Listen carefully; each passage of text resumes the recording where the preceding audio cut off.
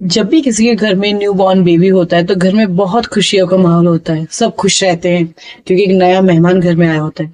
लेकिन जब पेरेंट्स को पता लगता है कि बच्चे के पैर में कुछ अनयूजुअल है, बच्चे का पैर थोड़ा अंदर की तरफ मुड़ा हुआ है, तो ज्यादातर पेशेंट एकदम से टेंशन में आ जाते हैं।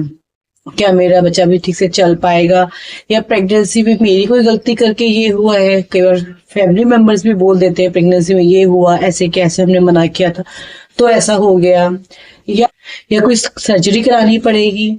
देखिए, अगर आपके भी माइंड में ये सब चल रहा है, क्वेश्चंस हैं, तो चिंता की कोई बात नहीं है, क्योंकि क्लब फुट का ट्रीटमेंट पॉसिबल है। लेकिन अगर आपने अर्ली ट्रीटमेंट स्टार्ट कराया है तो बच्चा बहुत जल्दी नॉर्मली रन करता है, प्ले करता है, स्पोर्ट एक्टिविटीज में पार्टिसिपेट करता है और अपनी नॉर्मल एज में वो स्कूल भी स्टार्ट कर देता है। वीडियो के अंत तक बने रहिएगा, क्योंकि लास्ट तक आप जान पाएंगे क्लब फुट होता क्या है, इसकी रीजंस क्या है, डॉक्टर किस तरीके से ट्रीट करते हैं, फिजियो का क्या रोल रहता है और पेरेंट्स को घर पे क्या कराना चाहिए। So let's start. हम समझते हैं कि क्लब फुट होता क्या है। इसमें बच्चे का पैर अंदर की साइड मुड़ा रहता है और उंगलियां नीचे की साइड झुकी रहती है। जो बच्चे की पैर की एड़ी होती है वो भी टाइट होती है, क्योंकि उसकी जो काफ मसल्स है वो बहुत टाइट होती है, उस करके एड़ी भी टाइट होती है। और अगर आप नॉर्मली हाथों से बच्चे को के पैर को सीधा करने जाएंगे तो वो नहीं होगा, क्योंकि जो उसके ऊपर बोन्स के ऊपर के लिगामेंट और मसल्स रहते हैं वो इतना टाइट होते हैं कि वो बच्चे की नॉर्मल मूवमेंट को अलाउ ही नहीं करने देते हैं। क्या इसमें पेरेंट्स का कोई फॉल्ट होता है? तो इसका जवाब है नहीं। कई बार इसका रीजन जेनेटिक होता है, कई बार डॉक्टर्स को भी प्रॉपर कॉज का रीजन नहीं मालूम होता है।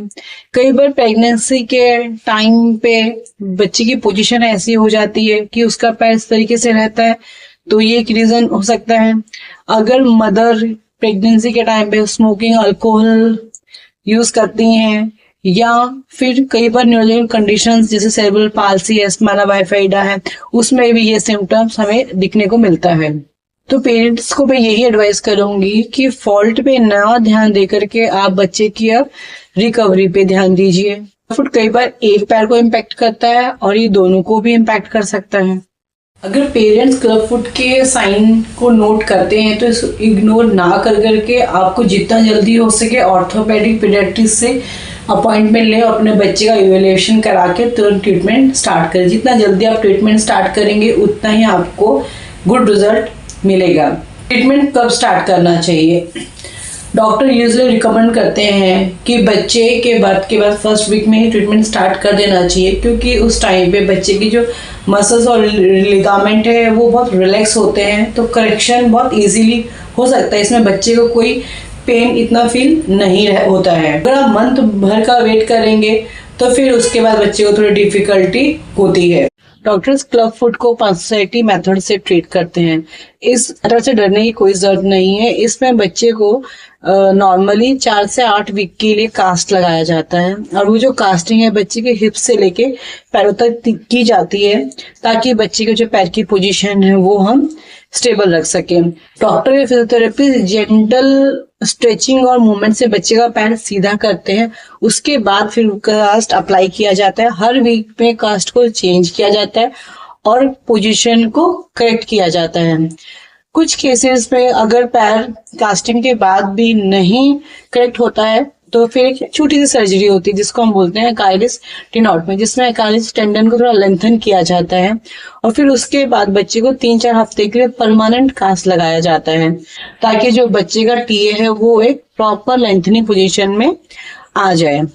फिर जब ये सब प्रोसीजर फिनिश हो जाता है तो बच्चे को हम शुरू के 3-4 साल के लिए दिन के 15-16 घंटे के लिए ब्रेस लगाने के लिए बोलते हैं, और धीरे धीरे ब्रेस का टाइम कम हो जाता है जैसे बच्चे की एज बढ़ती है। लेकिन क्लब फुट को ट्रीट करने में ब्रेस का बहुत इंपॉर्टेंट रोल होता है, क्योंकि वो बच्चे की एक लॉन्ग टाइम के लिए पैर को करेक्टेड पोजीशन में रखता है, क्योंकि बच्चा छोटा होता है, खुद से पैर को करेक्टेड पोजीशन में नहीं रखता है। इसलिए हम ज्यादा टाइम के लिए ब्रेस वियरिंग के लिए बोलते हैं, क्योंकि ब्रेस ही बच्चे के लॉन्ग टाइम के लिए फुट को करेक्ट पोजीशन में रख सकता है।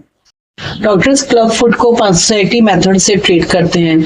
इस तरह से डरने की कोई जरूरत नहीं है। इसमें बच्चे को नॉर्मली 4 से 8 वीक के लिए कास्ट लगाया जाता है और वो जो कास्टिंग है बच्चे के हिप्स से लेके पैरों तक की जाती है ताकि बच्चे के जो पैर की पोजीशन है वो हम स्टेबल रख सके। डॉक्टर या फिजियोथेरेपी जेंटल स्ट्रेचिंग और मूवमेंट से बच्चे का पैर सीधा करते हैं। उसके बाद फिर कास्ट अप्लाई किया जाता है। हर वीक में कास्ट को चेंज किया जाता है और पोजीशन को करेक्ट किया जाता है। कुछ केसेस में अगर पैर कास्टिंग के बाद भी नहीं करेक्ट होता है तो फिर एक छोटी सी सर्जरी होती है जिसको हम बोलते हैं अकाइलिस टेनोटमी, जिसमें अकाइलिस टेंडन को थोड़ा लेंथन किया जाता है और फिर उसके बाद बच्चे को 3-4 हफ्ते के लिए परमानेंट कास्ट लगाया जाता है ताकि जो बच्चे का टीए है वो एक प्रॉपर लेंथनिंग पोजीशन में आ जाए। फिर जब ये सब प्रोसीजर फिनिश हो जाता है तो बच्चे को हम शुरू के 3-4 साल के लिए दिन के 15-16 घंटे के लिए ब्रेस लगाने के लिए बोलते हैं और धीरे धीरे ब्रेस का टाइम कम हो जाता है जैसे बच्चे की एज बढ़ती है। लेकिन क्लब फुट को ट्रीट करने में ब्रेस का बहुत इंपॉर्टेंट रोल होता है क्योंकि वो बच्चे की एक लॉन्ग टाइम के लिए पैर को करेक्टेड पोजीशन में रखता है, क्योंकि बच्चा छोटा होता है खुद से पैर को करेक्टेड पोजीशन में नहीं रखता है, इसलिए हम ज्यादा टाइम के लिए ब्रेस वियरिंग के लिए बोलते हैं, क्योंकि ब्रेस ही बच्चे के लॉन्ग टाइम के लिए फुट को करेक्ट पोजीशन में रख सकता है। फिजियोथेरेपिस्ट का क्या रोल रहता है? हम बच्चे की वीक मसल्स को स्ट्रांग बनाते हैं, टाइट मसल्स को हम लूज करते हैं। बच्चे की जो नॉर्मल मसल टोन होती है उसको मेंटेन करने में हमारा बहुत ज्यादा इंपॉर्टेंट रोल रहता है। बच्चे की जॉइंट को रिलैक्स करते हैं ताकि उसकी जो पोजीशन है वो मेंटेन रहे और बच्चे वॉक के टाइम पे अपने एंकल की पूरी मूवमेंट कर सके। ट्रेनिंग कराते हैं, सिट टू स्टैंड सिखाते हैं और किस तरीके से हडल क्रॉसिंग करना है और आपको किस तरीके से हील और टो रख के वॉक करना है। दोनों पैरों पे इक्वल वेट बेयरिंग सिखाते हैं। अगर पेरेंट्स रेगुलर फिजियोथेरेपी कराते हैं तो बच्चे के मसल्स दोबारा वीक नहीं होते और क्लब फुट रिलैप्सेस के चांसेस भी बहुत कम हो जाते हैं। हम पेरेंट्स को होम ट्रीटमेंट प्लान भी देते हैं कि कुछ इजी एक्सरसाइज वो बच्चे को घर पे भी करा सकते हैं। कई बार पेरेंट्स का क्वेश्चन होता है कि क्लब फुट दोबारा हो सकता है। देखिए ज्यादातर केसेस में नहीं होता है, लेकिन अगर आपने रेगुलर फिजियोथेरेपी नहीं कराई है और डॉक्टर से फॉलोअप नहीं करा रहे हैं, ब्रेस को रेगुलर नहीं पहना रहे हैं, तो फिर क्लब फुट के दोबारा होने के चांसेस बढ़ जाते हैं। क्योंकि डॉक्टर को जब भी आप चेक कराने जाते हैं तो करेक्टेड पोजीशन को चेक करता है। अगर उनको लगता है कि पैर वापस से अंदर मुड़ने लगा है तो वो डॉक्टर्स क्लब फुट को पंसैटी मेथड से ट्रीट करते हैं।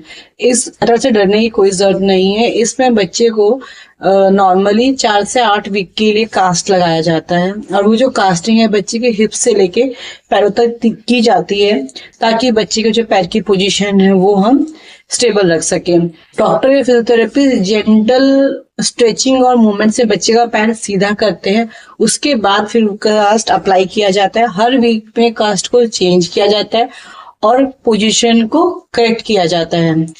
कुछ केसेस में अगर पैर कास्टिंग के बाद भी नहीं करेक्ट होता है तो फिर एक छोटी सी सर्जरी होती है जिसको हम बोलते हैं अकाइलिस टेनोटमी, जिसमें अकाइलिस टेंडन को थोड़ा लेंथन किया जाता है और फिर उसके बाद बच्चे को 3-4 हफ्ते के लिए परमानेंट कास्ट लगाया जाता है ताकि जो बच्चे का टीए है वो एक प्रॉपर लेंथनिंग पोजीशन में आ जाए।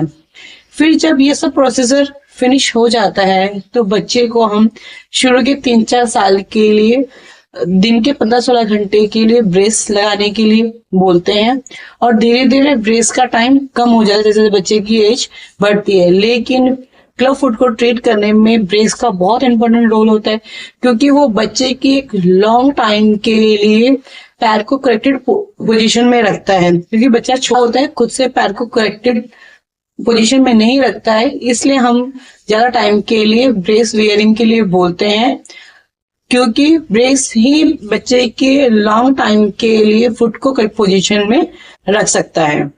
फिजियोथेरेपिस्ट का क्या रोल रहता है? हम बच्चे की वीक मसल्स को स्ट्रांग बनाते हैं, टाइट मसल्स को हम लूज करते हैं। बच्चे की जो नॉर्मल मसल टोन होती है उसको मेंटेन करने में हमारा बहुत ज्यादा इंपॉर्टेंट रोल रहता है। बच्चे की जॉइंट को रिलैक्स करते हैं ताकि उसकी जो पोजीशन है वो मेंटेन रहे और बच्चे वॉक के टाइम पे अपने एंकल की पूरी मूवमेंट कर सके। ट्रेनिंग कराते हैं, सिट टू स्टैंड सिखाते हैं और किस तरीके से हडल क्रॉसिंग करना है और आपको किस तरीके से हील और टो रख के वॉक करना है। दोनों पैरों पे इक्वल वेट बेयरिंग सिखाते हैं। अगर पेरेंट्स रेगुलर फिजियोथेरेपी कराते हैं तो बच्चे के मसल्स दोबारा वीक नहीं होते और क्लब फुट रिलैप्सेस के चांसेस भी बहुत कम हो जाते हैं। हम पेरेंट्स को होम ट्रीटमेंट प्लान भी देते हैं कि कुछ इजी एक्सरसाइज वो बच्चे को घर पे भी करा सकते हैं। कई बार पेरेंट्स का क्वेश्चन होता है कि क्लब फुट दोबारा हो सकता है। देखिए, ज्यादातर केसेस में नहीं होता है, लेकिन अगर आपने रेगुलर फिजियोथेरेपी नहीं कराई है और डॉक्टर से फॉलोअप नहीं करा रहे हैं, ब्रेस को रेगुलर नहीं पहना रहे हैं, तो फिर क्लब फुट के दोबारा होने के चांसेस बढ़ जाते हैं।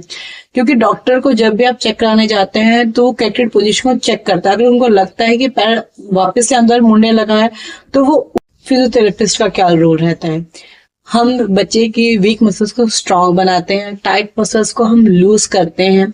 बच्चे की जो नॉर्मल मसल टोन होती है उसको मेंटेन करने में हमारा बहुत ज्यादा इंपॉर्टेंट रोल रहता है।